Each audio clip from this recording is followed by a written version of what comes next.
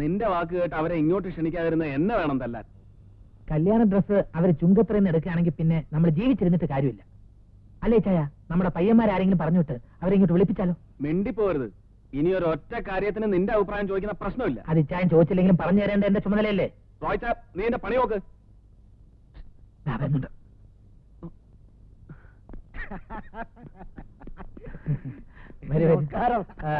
ചുങ്കത്രയിലോട്ട് കയറി പോകുന്നതാണല്ലോ.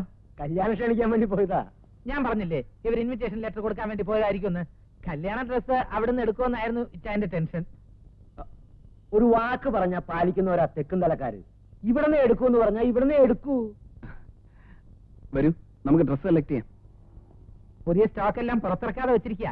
നിങ്ങൾ എടുത്ത ശേഷം ബാക്കിയുള്ളത് ഡിസ്പ്ലേ ചെയ്താൽ മതി എന്നാ ഇച്ചായം പറയണേ. അല്ല, അത് പിന്നെ വാചകം ഇത്തിരി കൂടുതലാ. സ്വല്പം. അങ്ങനെയുള്ളവരെ എനിക്കും ഇഷ്ടം. അങ്ങനെയാണെങ്കിൽ നിങ്ങൾ രണ്ടാളും സംസാരിച്ചേക്ക്. നിങ്ങൾ ഞാൻ കൂടെ വരാം. നീ ഇവിടെ നിൽക്കേ. അവിടെ നിൽക്കേ. പോയിട്ട് വരാം. എവിടേക്കാ പോണേ? നമുക്കിവിടെ വല്ലതും സംസാരിച്ചോണ്ട് നിൽക്കാന്നേ. എനിക്ക് ഈ കട കാണുമ്പോ 49 വെള്ളപ്പൊക്ക ഓർമ്മ വരുന്നേ.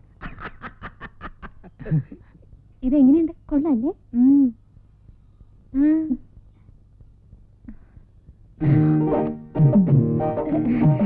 ഞാനിപ്പോ വരാം. ശൈലിപ്പോ വരാം.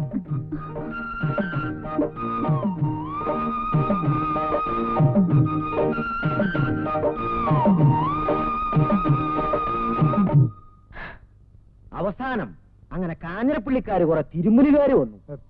കുടിക്കാൻ എന്തെങ്കിലും പറയട്ടെ? ഇപ്പൊ ഒന്നും വേണ്ട. എന്താ പറഞ്ഞേ? കുടിക്കാൻ എന്തെങ്കിലും പറയട്ടെ? അല്ല, ഞാനെന്താ പറഞ്ഞേ? കാഞ്ഞിരപ്പള്ളിക്കാര് കുറെ തിരുമുലുകാര് അവിടെ വന്ന് കയറി.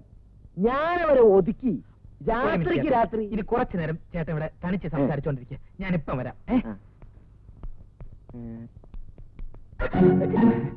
എടുക്കണ്ടേ? ഷെർലി ഒന്നും എടുക്കുന്നില്ലേ? ചേച്ചി സെലക്ട് ചെയ്തിട്ട് ഞാൻ എടുക്കാം. ചേച്ചി ഒരു ഗ്രാൻഡ് സെലക്ഷൻ നടത്തിയിരിക്കല്ലേ? മനസ്സിലായില്ല. ഇച്ചായനെ സെലക്ട് ചെയ്ത കാര്യമാ പറഞ്ഞു. തമാശ പറഞ്ഞാണോ? പകുതി തമാശയായിട്ടും പകുതി സീരിയസ് ആയിട്ടാ പറഞ്ഞു. എന്റെ അടുത്ത് വലിയ തമാശ വേണ്ട, സീരിയസ് മാത്രം മതി. അതാ എനിക്കിഷ്ടം.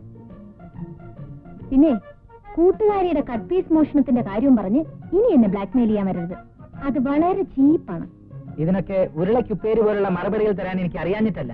പക്ഷെ വേണ്ട, അത് തന്നോടുള്ള സോഫ്റ്റ് കോർണർ അല്ല, തന്റെ ചേച്ചിയോടുള്ള കൺസിഡറേഷനാണ്. അങ്ങനെയുള്ള ഒരു കൺസിഡറേഷനും ആവശ്യമില്ല കേട്ടോ. എന്താ ഷെർലിയുടെ ഓരോരോ തമാശകളെ സമയം പോകുന്ന അറിയത്തില്ല.